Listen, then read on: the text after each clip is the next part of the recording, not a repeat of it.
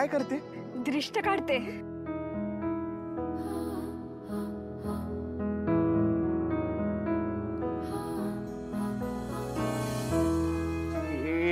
दृष्ट पण का? माझं लेकरू आज एवढं सुंदर दिसतंय, त्याला कोणाची नजर नको लागायला. आई मी खरंच खूप छान दिसतंय. एखाद्या राजावानी तेज आले बघ तुझ्या चेहऱ्यावर. या सगळ्या वैभवावर तुझा अधिकार आहे, पण काय दिवस आलेत. कोलाच्या हाती कारभार गेला की असंच होणार. माझं आयुष्य तर असंच गेलं. तुझं वाईट वाटतं लेकरं. दरवर्षी देवीचा उत्सव आला की आपण किती आनंदी आहे याचा खोटा आव आणायचा. आपलं म्हणणं आतच दाबून ठेवायचं आणि तिथं जमलेल्या सगळ्या लोकांना दाखवायचं आपण किती खुश आहे. आणि घरी आलं की नाता मुक्क्याचा मार खायचा. हे सगळं तुझ्या वाट्याला नको असं वाटतं माझ्या लेकरा. देवा, तुझं मन कसं विरघळत नाही. तूच काहीतरी कर. माझ्या लेकराला यातनं बाहेर काढ. आता तूच सांग. शिकत राहा आणि मोठी हो बाळ. तुझ्या डोळ्यात ना नवीन स्वप्न उभं राहू दे. आता नव्या आबाळाला हात घाल आणि यशाला तुझ्याकडे खेचून आण. गेल्या काही दिवसात आपल्या घरात लय काय काय चाललं होतं. त्याचा तू स्वतःवर जरा सुद्धा परिणाम नाही करून घेतलास आणि पहिला नंबर काढलास. तू 10वीची परीक्षा असली की लोक पोरांना आधार देतात आणि परीक्षा केंद्राला सोडायला येतात. मी पण तुला सोडायला येत होतो, पण मला तुला आधारच नाही देता आला, कारण मला त्यातलं काही जास्ती माहितीच नव्हतं ना. दादा, असं काही नाहीये. तुम्हाला परीक्षेला सोडायला यायचं ना, आज जाताना मी तुझ्या डोळ्यात बघायचे. ते डोळे मला आत्मविश्वास द्यायचे. मग आपोआप माझ्यात पेपर लिहिण्याचं बळ यायचं. मला या डोळ्यात अभिमान बघायचा होता. तू आमच्या आयुष्यातले आनंदाचे क्षण पेरलेस. आम्हाला पण तुला आनंदी बघायचं होतं. आणि हा, हे यश माझ्या एकटीचं नाही बरं का. एवढ्या सगळ्या कामांमधून बहिणीने माझा अभ्यास घेतला. राजूताई, धनुदिदी, तेजू अक्का या सगळ्यांनी मला आधार दिला. तात्यांचे आशीर्वाद होते. आणि सगळ्यात महत्वाचं, तू अपेक्षांचं कसलंच ओझं माझ्यावर टाकलं नाही. म्हणून तर आज मला माझ्या पंखांनी असं उंच उडता आलं.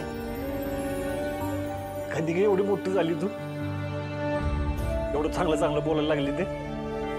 हा, तर ते वहिनीसोबत राहून वाण नाही, पण गुण लागलाय. दादा, मला चांगलं बोलता येतं की नाही माहिती नाही, पण एक सांगू, तू न बोलता माझ्यासाठी खूप काय केलंय. माझे खूप लाड केले. प्रत्येक कठीण परिस्थितीत आम्हाला उभं राहायला शिकवलंय. म्हणून आता कुठली परीक्षा आली ना, तरी पण आमचे पावलं अडखळत नाहीत. दादा, हे यश, हे मार्क माझे नाहीत, ही तुझी आहे. बस, लय बोललीस. बस, तू मोठी झाली मला चालणार नाही.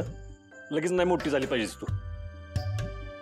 तू असं मोठ्या माणसाने बोलायला लागलीस ना की मला भीती वाटते. मग असं वाटतं तू मोठी झाली, जातं तुझं लग्न म्हणलं, तू सासरी जाणार, मग मी एकटा पडीन इथं. दादा, माझ्या आत्ताशी 10वीची परीक्षा झाली.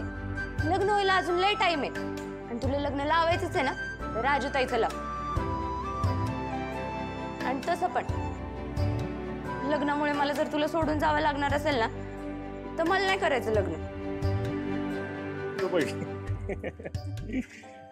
बर, हे बघू तवाच तवा. इथं कोणी बी हा मान घेईल, महाभोग रुजू होणार नाही देवीला.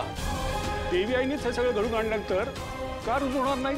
तुमचं सगळं खरं आहे, पण या मुलीने हे ताट हातात घेणं ही देवी आईची इच्छा आहे. नर्मदेताईंच्या हातातलं ताट ज्यांच्याकडे जाईल त्यांनीच हा महाभोग चढवणं गरजेचं आहे. हा देवीचा नियम आहे. आणि लक्षात ठेवा, मनाचा नियम कधी मोठा असतो. त्यामुळे माझा ऐका, आजचा महाभोग या मुलीलाच दाखवू द्या. अहो पण गुरुजी मी कसं दाखवू? मी तर गावची पण नाहीये.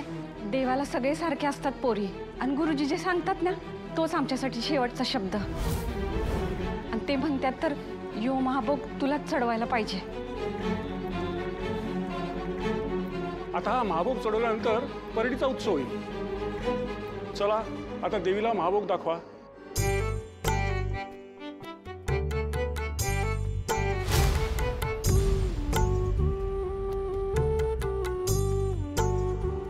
हे समजा काय चाललंय? आजपर्यंत आमचा असा अपमान कधी बी झाला नव्हता. कोण कुठली पोरगी आणि महाभोग चढवते? थोडं थांब. हा उत्सव संपू दे.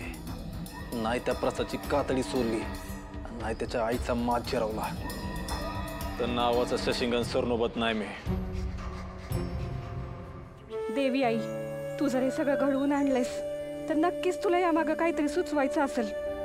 मला माहिती आहे या वेळेला मी असा विचार करणं चुकीचं आहे, पण काय करू? तुझ्या आशीर्वादाशिवाय माझ्या प्रसादाला कुणाचा बी आधार नाही. आई, तूच माझ्या लेकराला सांभाळ. या उत्सवाला येताना असं काय घडेल वाटलं नव्हतं, पण तू आपण माझ्या राजूचा हात आरतीच्या ताटाला लावलास. तिच्याच हातनं तू महाभोगासारखं पवित्र कार्य घडवून आणलंस. आज माझ्या भाऊनं पण नाव काढलं. हे सगळं तुझ्या आशीर्वादामुळे. तू पाठीशी आहेस म्हणून यो आनंदाचा सोहळा डोळ्यांना बघायला मिळतोय आई. अशीच पाठीशी राहा.